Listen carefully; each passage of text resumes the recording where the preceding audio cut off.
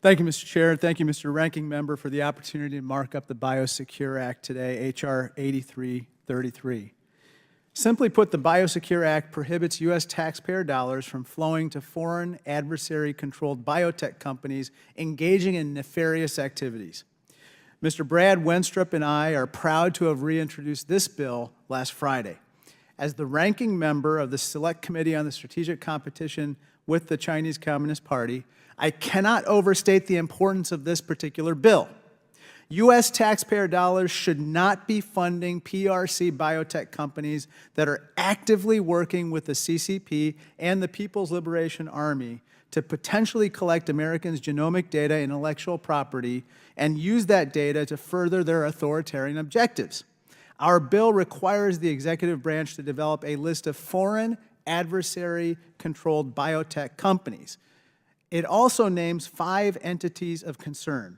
All are part of either the BGI group or the Wuxi group.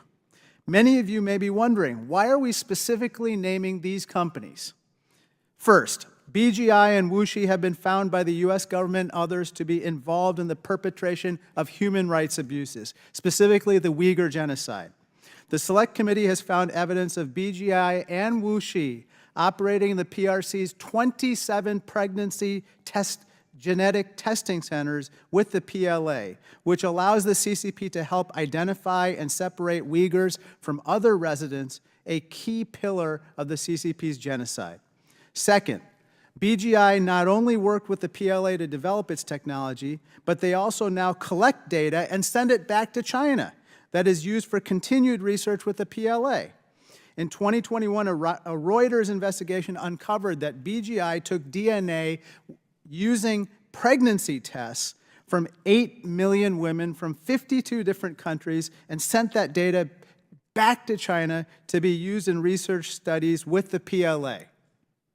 Third, Wuxi not only engages in human rights abuses, but there are reports that Wuxi AppTech has stolen intellectual property from American companies and sent it back to China to be replicated. For these reasons and others, these companies and their affiliates should not be receiving U.S. taxpayer dollars, period. We should not be working with these companies as a U.S. government.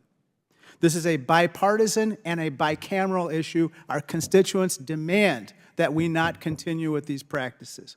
I look forward to working with my colleagues across the aisle and in the Senate to protect Americans' health and their data. I urge all my colleagues here today to vote yes on this critical bill. Thank you, and I yield back.